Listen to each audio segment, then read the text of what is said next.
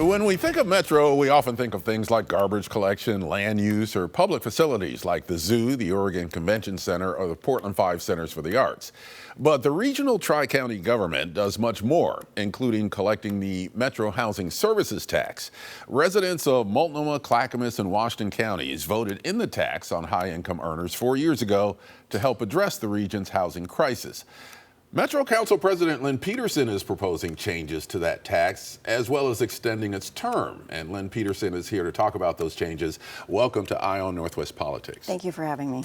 When voters passed the Metro Housing Services Tax, the Supportive Housing Services Tax in 2020, it was projected to raise about $250 million a year. Correct. It's actually raising more than that. More than that, yes. About $300 million or more. How is that money being used? Well, what we know from the county's work in this area is that they have stood up about 1,800 beds in shelter beds over the last 4 years. They have moved about 5,000 people into permanent supportive housing, and they have been able to react to about 15,000 requests for eviction help to be able to stay in their own home. So a lot of good has been done, but at the same time, not enough is happening. And I think that while we all have empathy, we are all, including me, a little impatient about even more being done. Well, when you talk about the money from that tax and you want more to be done, how is that money distributed? Does it go to counties? Does it go to individual service agencies who are under contract? How does that money flow work now? Good question. So it comes in through Metro, and we're to be the oversight body. That is how the original ballot measure was constructed. However, the reason we're looking at reforms is that when we set that up, there's a very complex system that we thought we would need for oversight for committees, and we're trying to restructure that with this conversation that we're having now. But the money flows into Metro, and then it's redistributed immediately out to the 3 counties. And the 3 counties provide those services both in-house and a combination of in-house and with providers under contract. You're proposing a ballot measure that would allow the money to be used directly to create affordable housing. How would that work, and how is that different from what we're doing now? Yeah.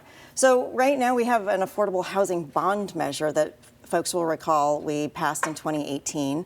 We said we would build about 3,900 units with that money, $652.8 million. And we've actually constructed 4,700 or are about to go into construction with 4,700 units. So we've built quite a bit of more housing than we anticipated, which is great.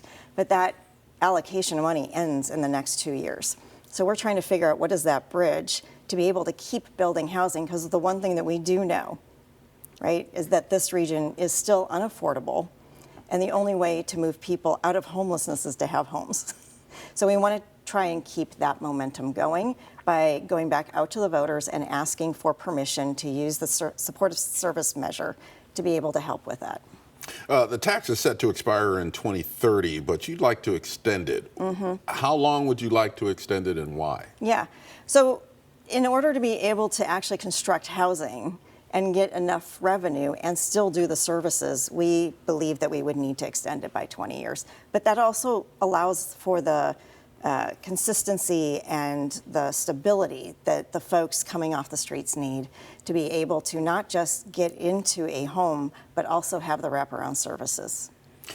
You're also talking about raising the income threshold and cutting the tax rate for people who have to pay the tax. Explain your thinking there and give me the numbers on that. Yeah, so what we're looking at is some tax relief for folks.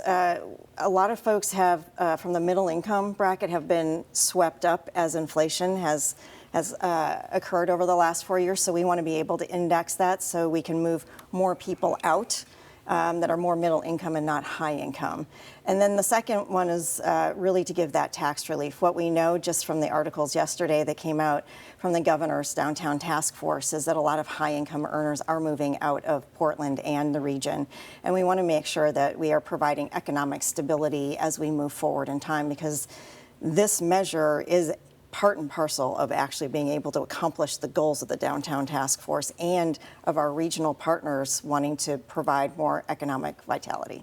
How concerned are you about that trend? People moving out of Portland, the suburbs are benefiting from this, Clark County is benefiting from this.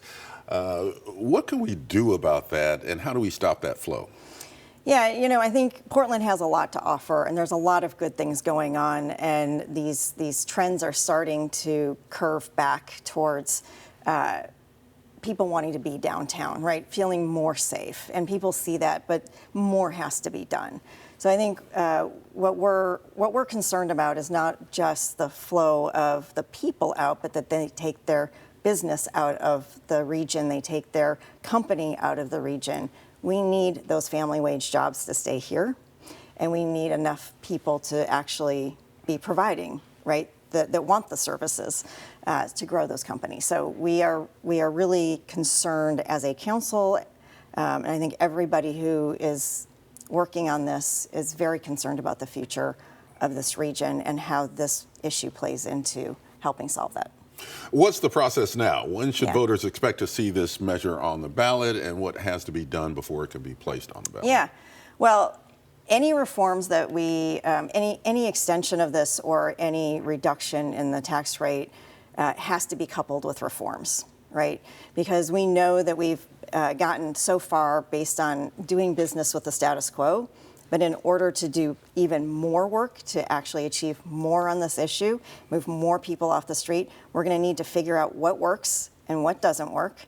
And we're going to need to have more affordable housing units. So the conversations around this entire package are ongoing.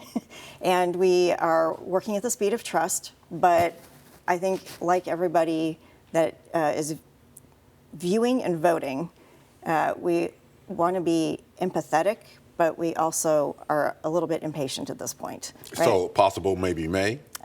Possibly May, but we're going to look at how we get this package agreed on so that we have a solid coalition moving forward.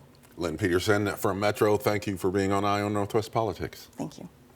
Next, Oregon's newest chief executive took office this week. We'll introduce you to Oregon's kid governor and outline the new governor's kid platform. Next on Eye on Northwest Politics.